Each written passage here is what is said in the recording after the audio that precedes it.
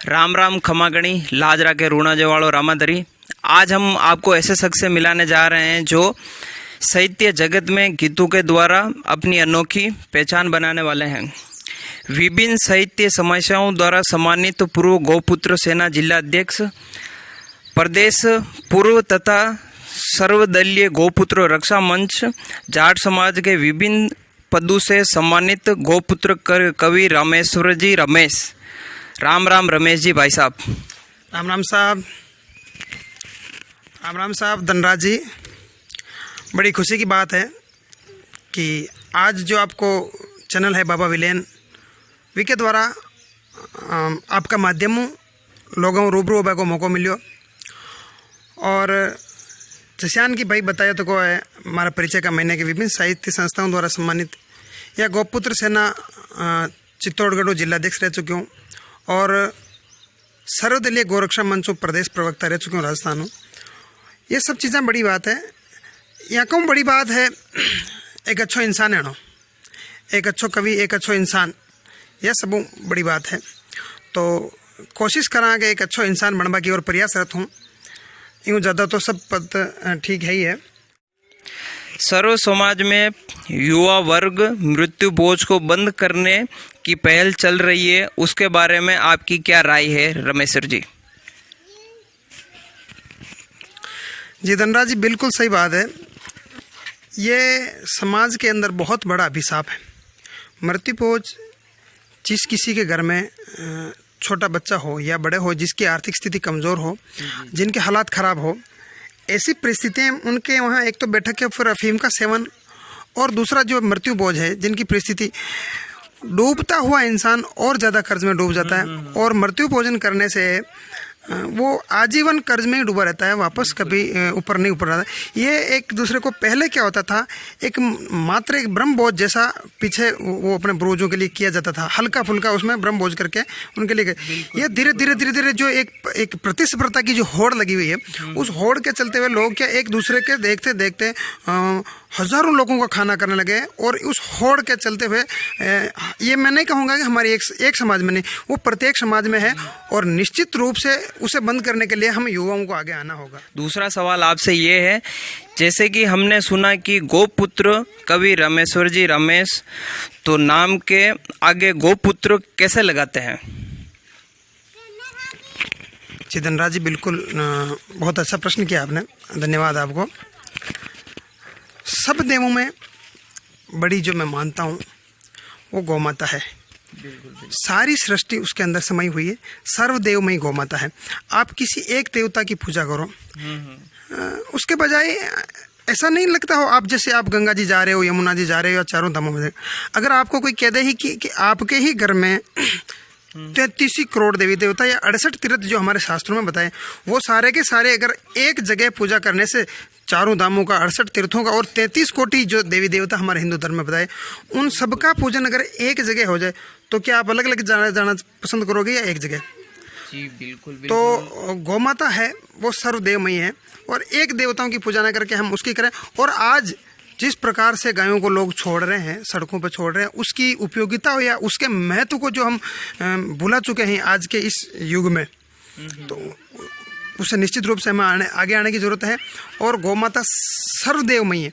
और मेरा धीरे धीरे मन में पहले दूसरे विषयों पर कविता लिखता था, लेकिन एक समय ऐसा आया जब मैं गौ माता के ऊपर लिखने लगा और मेरे भाव ऐसे बन गया। और मेरी एक संस्था थी गौपुत्र सेना, उसमें हर एक व्यक्ति जो भी जुड़ता वो अपने नाम के आगे एक स्लोगन सा लगा था, मैं गौपुत्र हूँ।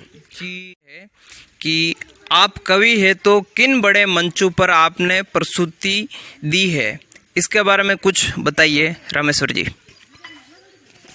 बहुत अच्छा प्रश्न किया है आपने। और ये मैं पता नहीं मेरी रचनाएं किन पत्र पत्रिकाओं में छपी है या और मैं कहाँ तक काव्य पाठ करने आया हूँ, ये मेरे साथी कविगण जानते हैं या दूसरे लोग जाने, लेकिन अपने क्षेत्र में सारे लोग नहीं जानते। तो बहुत अच्छा प्रश्न किया आपने, इसके बारे में बताता हूँ। मैंने अपने क्षेत्र में इसके अलावा राजस्थान के कई शहरों में और राजस्थान से बाहर भी, जैसे मैंने गुजरात में, महाराष्ट्र में और दिल्ली तक कविता पाठ में सन 2014 से पहले कर चुका हूँ। और अभी मैं लेखन मेरा चालू ही है, लेकिन मैं थोड़ी व्यावसायिक व्यस्तताओं के चलते मैं मंचों पे कम सक्रिय हूँ, लेकिन मेरा जो लेखन है अभी भी चालू है। और मैंने कई बड़े शहरों में और राजस्थान से बाहर भी जाकर के कई जगह प्रस्तुतियाँ दी और कई साहित्यिक संस्थाओं द्वारा सम्मानित किया जा चुका हूँ।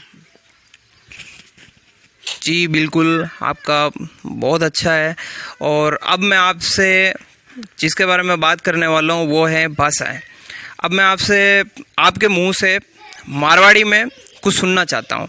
मेरा चौथा प्रश्न ये है, आप अच्छे कवि हैं तो हमें मारवाड़ी भाषा में कुछ सुनाइए। जी घणो घणो आभार आपरो। हर एक क्षेत्र का महीने वी क्षेत्र की भाषा ने वटा का लोग जो है मान्यता दिलाबा खातर खूब कोशिश करे और अपना अटे भी संविधान की सूची में नाम दर्ज कराबा खातर अपनी राजस्थानी भाषा ने मान्यता दिलाबा खातर राजस्थान का कई बड़ा बड़ा साहित्यकार और कई लोग कवि लेखक इस क्षेत्र पे काम कर रहा है। और मन में पूरा विश्वास है कि एक दिन अपनी भाषा ने भी राष्ट्रीय भाषा को जो सूची है विका मैंने जरूर मिली। आप गुजरात में जाओ तो वटा की भाषा लिखाई में और पढ़ाई में आवे, तेलुगु में जाओ, आप पंजाबी में जाओ, मराठी में जाओ, हर जगह अलग अलग अपना क्षेत्र की भाषा बोली जावे। और वटा ने जो लेखन में भी वहाँ की मन अबार तई अपनी राजस्थानी ने जो मान्यता नहीं मिली है अपनी सूची में, तो मैं मारो अधिकतर समय जो लेखन है वो हिंदी करता अपनी राजस्थानी में ज़्यादा लिखो है। तो कई सारी रचना में मैं जो है लिखी है। तो अगर आप कहो तो मैं एक आध रचना जो है अपनी राजस्थानी का महीने में आप लोगों ने सुना दूं। तो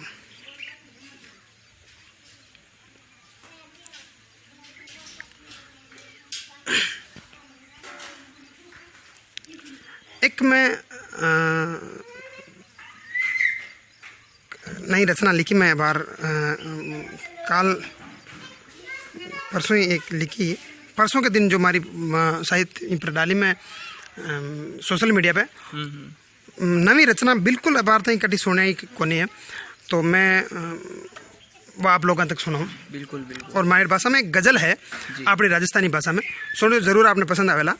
जी बिल्कुल। मातृक छंद है, एक गज़ल है कि जीवन रोयो सार भाईला, जीवन रोयो सार भाईला, चालो सतरी लार भाईला। हमेशा सत्य के मार्ग पर आप चलो, निश्चित आपको सफलता मिलेगी। कि जीवन रोयो सार भाईला, जीवन रोयो सार भाईला, चालो सत की लार भाईला, चालो सत की लार भाईला। अब पहलो जो एक शेर है आप सुन जो, कि टूटी नावड़ी पगना धरणो, टूटी नावड़ी पगन धरणो, टूटी नावड़ी पगन धरणो, डूबेला मझधार भायला, जीवन रोयो सार भायला, चालो सतरी लार भायला। और जीवन में कई सारी कठिन परिस्थितियां आपके जीवन में आएगी, आपको हमेशा एक अडिग रह करके चलना। उसके ऊपर दूसरा जो मेरा शेर है वो सुनो, कि बाको मार्ग है भगती रो, बाको मार्ग है भगती रो, बाको मार्ग है भगती रो, छोड़े मती गडार भायला, जीवन रोयो सार भायड़ा, चालो सतरी लार भायला। और जीवन में कई परिस्थितियां आपको एक जो मार्ग जो चुनते आप उस पर कई कठिनाइयां आती है। उसके ऊपर क्या कहा गया, टाल जे धारा और अणिया। एक आप जो खंडो देखिए विवाह के ऊपर एक सामने तो अणी है और एक साइड में तलवार के ऊपर धार है, तो चलनो विका ऊपर धार ने भी चुकानी पड़े, अणी ने भी चुकानी पड़े। कि टाल जे धारा अर अणिया, टाल जे धारा अरि अणिया, टाल जे धारा अरि अणिया, जीवन खांडा धार भायड़ा, चालो सत की लार भायला, जीवन को यो सार भायला। और कोई भी चीज़ जो है आप अगर उस सफलता को आप चाहो कि जो 10 साल में आपके पास आने वाली है या 2 साल में आने वाली, आप उसको अगर एक दिन में प्राप्त करना चाहोगे तो वो नहीं हो। निश्चित रूप से आपको धीरे धीरे उस मार्ग पर चलना होगा। उसके लिए मेरा एक जो शेर आप देखना, कि पाण अणु तो मत ना कर जे, पाण अणु तो मत ना करजे, पाण अणु तो मत ना करजे, जीवन काचो तार भायड़ा, जीवन को यो सार। ये कच्चो तार है और टूट जाए, ज़्यादा जोर करो एक दिन में कोई जी। क्योंकि रहीमन दास जी महाराज क्योंकि धीरे धीरे रही मना धीरे सब कुछ होई, माड़ी सींचे सो घड़ा ऋतु आई फल होय। अब और कई चीज़ बताई थी कि संसारी में आप जो आया था कहाँ सब लोगों हिल मिल लेनो, सब में एक अच्छा व्यवहार करना और एक संदेश छोड़ने जानो, जीवन को कोई भरोसा करने।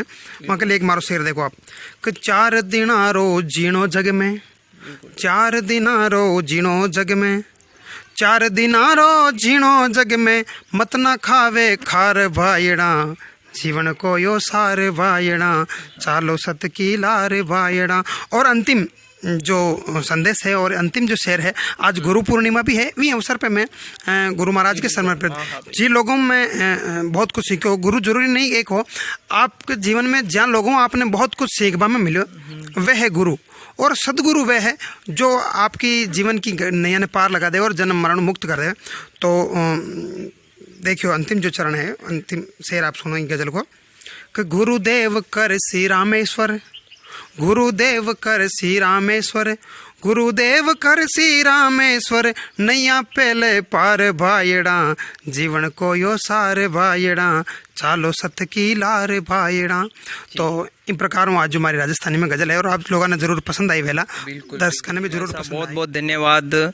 जिस राज्य से हम बिलोंग करते हैं राजस्थान, और जो हमारी भाषाएं हैं मारवाड़ी, उसमें आपने जो गज़ल सुना के बहुत ही अच्छा, हमें मनी बहुत अच्छा महसूस हुआ है। और अब मेरा आपसे 5वां सवाल ये है, आप किस विधा के कवि हैं?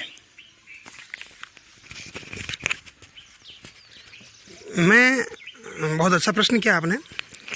मैंने हर एक विधा का मतलब उसमें काम किया है। बिल्कुल, वीरस में भी लिखा है मैंने, हाशिया में भी लिखा है जी। लेकिन कोई भी एक विधा होती है, उसमें व्यक्ति का अपनी एक महारत हासिल होती है। बिल्कुल। तो मैं शुरू से गीतों के प्रति मेरी बहुत जागरूकता रही और मैंने गीत बहुत सारे लिखे हैं। तो मैं गीतों में आया हूँ और गीत भी अब मंचों पे अधिकतर मैं गौ माता के प्रति ही लिखता हूँ। और उसका कारण क्या है, एक मुक्तक के माध्यम से मैं आपको बता देता हूँ कि कोई जो है श्रृंगार लिखता है, कोई कुछ लिखता है। मेरा भी मन करता है कि मैं श्रृंगार लिखूं, कोमल कलियों पे लिखूं, बालाओं पे लिखूं, विभिन्न प्रकार से लिखूं, लेकिन क्यों नहीं लिखा जा रहा और सिर्फ मैंने गौ माता के ऊपर ही क्यों लिखा, उसके ऊपर आप एक मेरी मुक्तक देखिएगा कि मेरा भी मन करता है, मेरा भी मन करता है कि लिख दूं चांद सितारों पर। मेरा भी मन करता है कि लिख दूं चांद सितारों पर, नदियों पर लिखूं या लिखूं फूलों बहारों पर। जी जी। नदियों पर लिखूं या लिखूं फूलों बहारों पर, लेकिन लेकिन लेकिन इस जग में जब तक गाय कटती है यारों, लेकिन इस जग में जब तक गाय कटते हैं यारों, कैसे कलम चलाऊं कलियों और बहारों पर। जी जी। कैसे कलम चलाऊं कलियों। और तो मेरा मन जो है दूसरी विधाओं पर नहीं, जो एक मेरा एक मिशन बन गया है, मैं कहीं भी मंच बताता हूं तो सिर्फ और सिर्फ गाय के ऊपर कविता पढ़ता हूं, क्योंकि सबसे ज्यादा जरूरत हमें। मेरा अब आपसे 6ठा प्रश्न ये है कि कोरोना पर आपने कुछ लिखा है, वो कुछ लाइनें सुनाइए।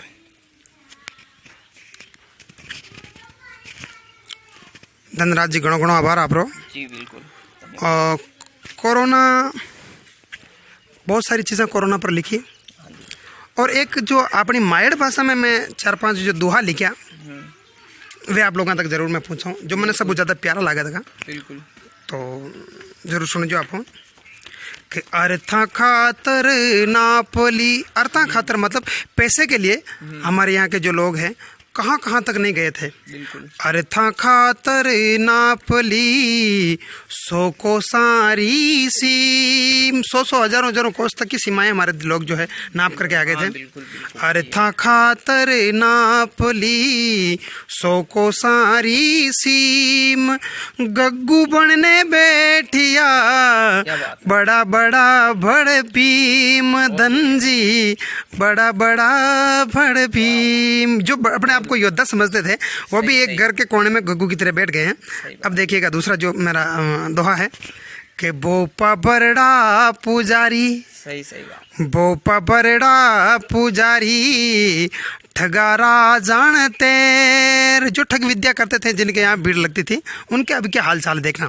भोपा बरड़ा पुजारी ठगारा जानते, गग्गू बनने बैठिया गुटक भर पीजेर, धनजी गुटक भर पीजेर। वो जहर की घोट भर करके पी रहे हैं, क्योंकि उनकी जो सारी दुकानें वो बंद हो चुकी है। और क्या क्या जो चीज़ें इस बार गर्मी के ऋतु में हमें देखने को नहीं मिली, वो देखना जरूर। क्या क्या परिस्थितियाँ इस गर्मी के टाइम में होती थी। भोपू बजायन बेचता, भोपू मतलब बांक्यो, वो बांकिया की आवाज़, पोंक पोंक जो वाली आवाज़, जो कुल्फियों की आवाज़, वहाँ ई उनाड़ा में शायद आप लोगों ने नहीं सुनी। भोपू बजाई बेचता गोटा गुल पीलार, भोपू बजाई बेचता गोटा गुल पीलार, गग्गू बनने बैठिया राम लगावे पार, हो धनजी राम लगावे पार। और सबसे जो कठिन परिस्थितियाँ आई वो किन लोगों के ऊपर आई, मैं शायद उनसे ज़्यादा दुखी कोई नहीं होगा, जिनके मन में इतने बड़े बड़े लड्डू फूट रहे थे, जो ईश्वर से सुबह उठते ही कुंवारे लोग, हाँ बरोबर, जिनकी इस आखा तीज को शादी होने वाली थी, उनकी शादियां कैंसिल हो गई। और वो ईश्वर से दोनों टाइम जो प्रार्थना करते हो, प्रार्थना किस प्रकार करते थे कि हे ईश्वर बेजड़ की 2 रोटी दीजिए, हे ईश्वर बेजड़ की 2 रोटी दीजिए, ऊपर बटवो साग रो। देखिएगा, बेजड़ की 2 रोटी दीजिए, ऊपर बटवो साग को, पुरसन वाली अइया दीजिए, जइया फूल गुलाब को। सही सही। तो वहाँ लोगों का दिला पे सब ज़्यादा दुख पड़ियो भाई, जो जहाँ लोगों की शादियाँ ही सारा तीज ने नहीं हो, वहाँ के बारे में एक दोहा देखो आप कि घोड़े चढ़ता बींद बन, घोड़े चढ़ता बींद बन, माते बंधता मोड़, घोड़े चढ़ता बींद बन, माते बंधता मोड़, गग्गू बनने बैठिया सगड़िया सा छोड़, धनजी सगड़िया सा छोड़। उनकी हालत बहुत खराब हो गई। और अंतिम जो जीमने के कारीगर थे, उनके दिलों पर भी बहुत, जो बैसाख महीने माइन में जो मतलब सबसे ज़्यादा राती जगह की बाटियों के जो आदि थे, उन लोगों के दिल पर क्या बीती होगी। एक अंतिम जो दोहा है मैं उनके ऊपर कह देता हूँ कि जागण माही जीमता, जागण माही जीमता बाटियाँ अरदाड़, गग्गू बनने बैठिया मुंडे टपके लाड़, भई रे मुंडे टपके लाड़। तो इस प्रकार से जो मेरे दो हैं और जरूर पसंद आएंगे। तो रमेश्वर जी, मेरा 7वां सवाल आपसे ये है, आपने अपने गांव के बारे में क्या लिखा है उसे हमारे दर्शकों को सुनाइए ज़रा। बहुत बहुत धन्यवाद धनराज जी आपको। और ये प्रश्न मुझे बहुत अच्छा लगा, क्योंकि हर एक व्यक्ति चाहता है कि अपनी जो माटी की महक है, चाहे वो आज किसी भी ओहदे पर हो, किसी बड़े पद पे हो, या देश विदेशों में भी कहीं भी चला जाए। एक संस्कृत के अंदर आपने सुना होगा कि जननी जन्मभूमि स्वर्गादपि गिरियसी, जननी और अपनी जो जन्मभूमि है, माटी है, वो स्वर्ग से भी बड़ी होती है, उससे ज़्यादा कुछ हो ही नहीं सकता है। मैं कहीं भी गया, कहीं बड़े शहरों में कविता पाठ किया, कहीं बड़े मंचों पर कविता पाठ, लेकिन जो मज़ा मुझे मेरे गाँव की माटी में अपने दोस्तों के, अपने भाइयों के बीच में करने का जो मज़ा आता है, वो आनंद ही अलग है। उसके ऊपर मैंने मेरा जो अपना गांव है पिता का खेड़ा, उस पर एक गीत लिखा है अपनी माइट भाषा में, और जो बहुत प्रचलित भी है। और अपने शायद ही अपने गांव में कोई ऐसा होगा जिसने नहीं सुना होगा। मैं उसकी समय की अपनी सीमा है, मैं समय में रह करके 2 बंद उसके सुना देता हूँ आपको। जी बिल्कुल। हाँ रे गाँव मारो रे, अरे रे गाँव मारो रे, पिता को रे खेड़ो लागे प्यारो रे, गाँव मारो रे, हाँ रे गाँव मारो रे। और एक जो दृश्य था अपने गांव का, जो आज हालांकि नहीं है घर, लेकिन 5 साल 7 साल पहले गांव में जो एक दृश्य होता था, सुबह सुबह पानी लाती हुई फिर आया होगा, देखिएगा वो दृश्य।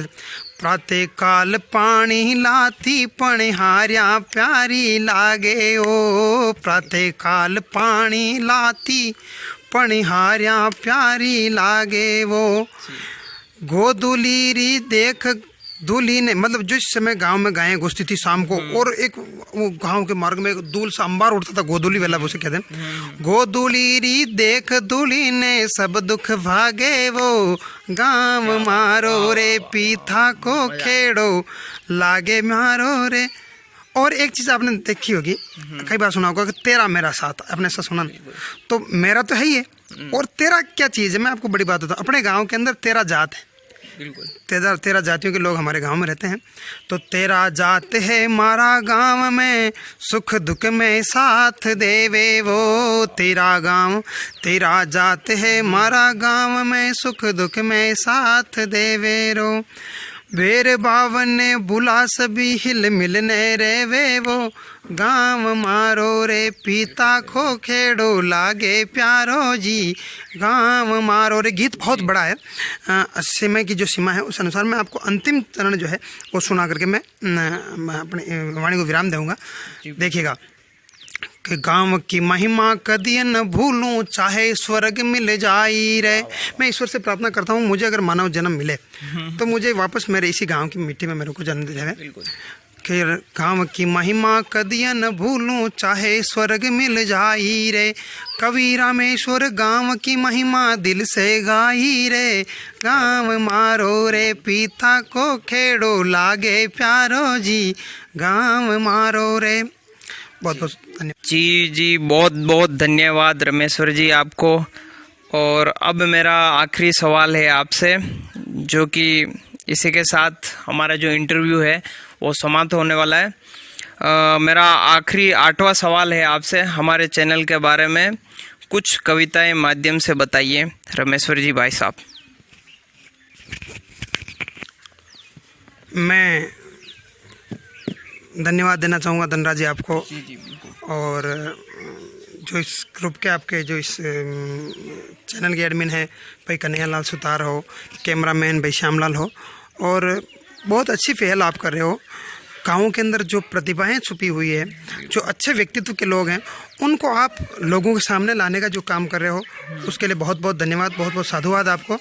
और निश्चित रूप से कोई भी काम है जो जीरो से शुरुआत होती है, बिल्कुल, और मैंने भी जीरो से शुरुआत की और जीरो से हीरो तक की जो मैंने यात्राएं की है।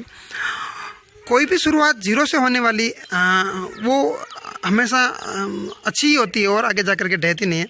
तो आज आप जो ये एक अच्छी पहल कर रहे हो, हमेशा एक चीज़ को ध्यान में रखिएगा। मैं एक 2 पंक्तियों के माध्यम से आपको मैं उस और बता देता हूँ कि लक्ष्य ओझल ना हो पाए। बिल्कुल, हमेशा आपको किसी लक्ष्य पर जाना है, पहुंचना है, आपका टारगेट होना चाहिए कि मेरा टारगेट वो है। अर्जुन को जो टारगेट है बड़ी, आप एक जो बहुत प्रचलित जो कहानी आपने सुनी होगी कि वो एक चिड़िया की आंख वाली, तो हमेशा अपने को ध्यान में पूरी चिड़िया नहीं देखनी, सिर्फ चिड़िया की आंख देखनी, क्योंकि हमारा निशाना वो है। तो लक्ष्य ओझल ना हो पाए, बिल्कुल, लक्ष्य ओझल ना हो पाए, कदम मिलाकर चल, बिल्कुल, लक्ष्य ओझल ना हो पाए, कदम मिलाकर चल, सफलता तेरे कदम चूमेगी, आज नहीं तो कल। निश्चित रूप से ये जो विभिन्न परिस्थितियाँ आएगी, उतार चढ़ाव जीवन में आएगा, तो आपको हमेशा अच्छे लोगों को साथ में लेके चलना चाहिए, और अच्छे लोगों को साथ में लो, अच्छे लोगों से हेल्प लो, अच्छे लोगों से जो इस दिशा में काम करें, आप उनकी संगत करो, उनसे कुछ सीखो। और मैं भगवान से, मैं ईश्वर से, मेरी परमाराध्य देवी जो गौ माता है, उनसे मैं आपके सफलता की मैं ऐसी मंगल कामनाएं करता हूँ। ईश्वर आपको बहुत ऊंचाइयाँ प्रदान करे और निरंतर आप इस और बढ़ते रहें। और ये आपका जो बाबा विलेन जो आपका ये चैनल है, बहुत ऊंचाइयाँ छुए। आप इस मोड़ पे आज शुरुआत के दौर पे हो, आप आसमान से ऊंचाइयाँ छुओ, ये मेरी दिली मंगल कामना है। बहुत बहुत धन्यवाद रमेश जी भाई साहब, जो आज आपने आपका कीमती समय निकाल कर हम लोगों को, जो आपका कीमती समय एक हिसाब से अगर देखा जाए तो आपने आपका कीमती समय हमें दिया है।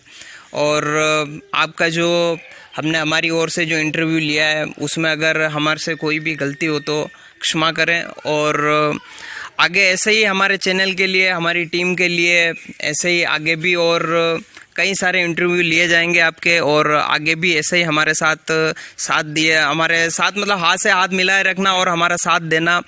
और बहुत बहुत धन्यवाद। हमने हमारी तरफ से इंटरव्यू लिखा है, आप लोगों को कमेंट करके बताएं कैसा लगा, आप लोग कमेंट करके बताएं कैसा लगा। अच्छा लगा हो तो लाइक करें, शेयर करें, बेल आइकन बटन को दबाएं और सब्सक्राइब करें। मैं कैमरामैन सीरी जाट के साथ राज जाट, ईश्वर करे ठाटी ठाट। और ऐसे किसी भी प्रकार के इंटरव्यू के लिए हमें कॉल करें। बहुत बहुत धन्यवाद।